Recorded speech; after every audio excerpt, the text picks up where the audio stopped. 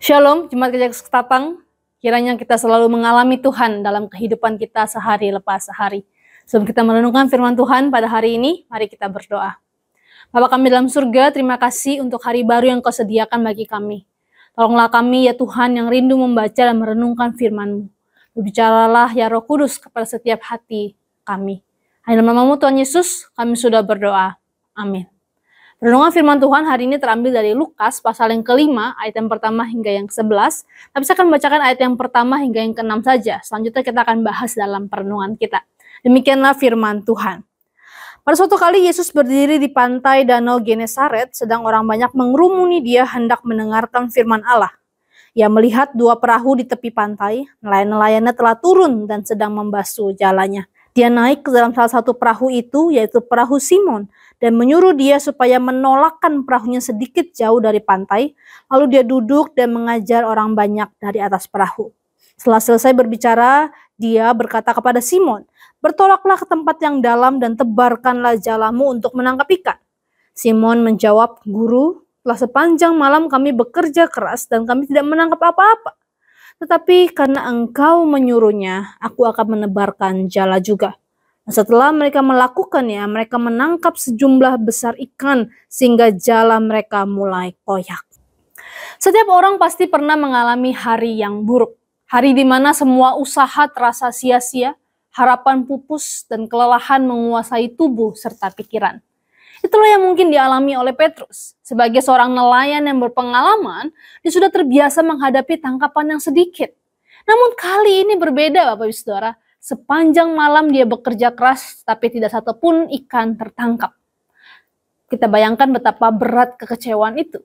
Bagaimana dia harus menjelaskan kepada keluarganya bahwa dia pulang dengan tangan yang kosong. Bagaimana kalau teman sesama nelayannya mentertawakan dia. Namun di tengah kelelahan dan putus asa, Tuhan Yesus hadir.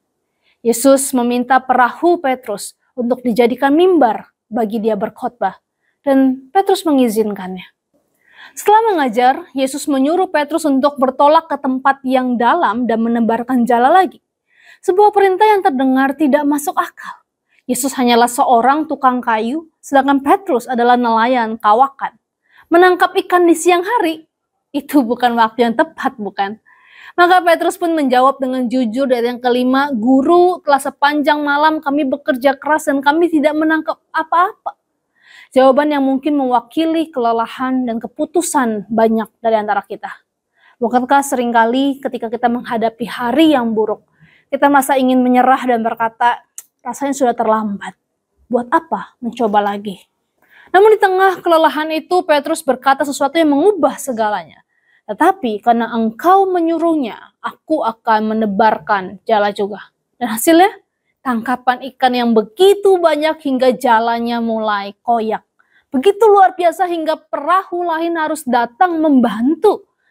Dari sebuah kekosongan total menjadi sebuah limpahan berkat yang melimpah.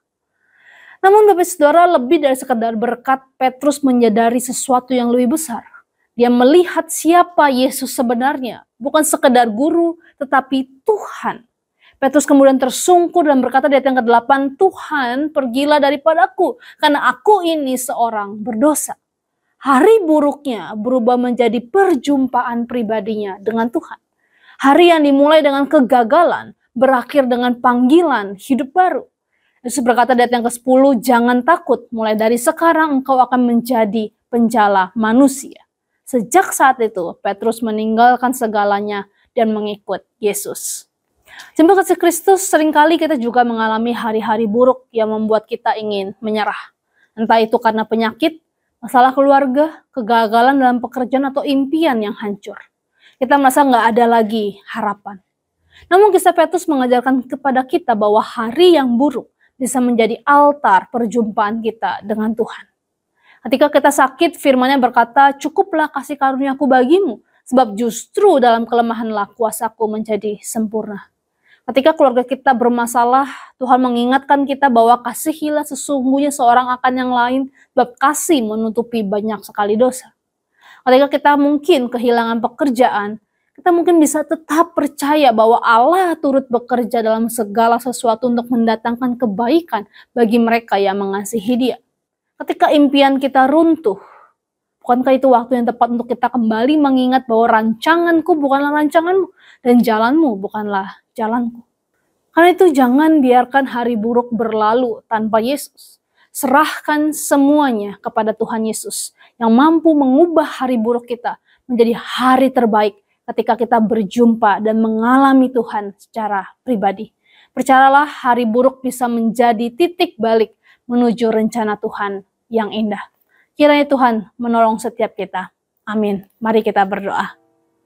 Ya Bapa, terima kasih untuk firman-Mu yang sekali lagi mengingatkan kami betapa pentingnya kami untuk percaya kepada cara dan rencana Tuhan. Mungkin terdengar, mungkin tidak masuk akal, mungkin kami terlalu lama menunggu. Tapi firman-Mu hari ini mengatakan kami mau berjalan bersama dengan Tuhan. Dalam nama-Mu Tuhan Yesus kami sudah berdoa. Amin.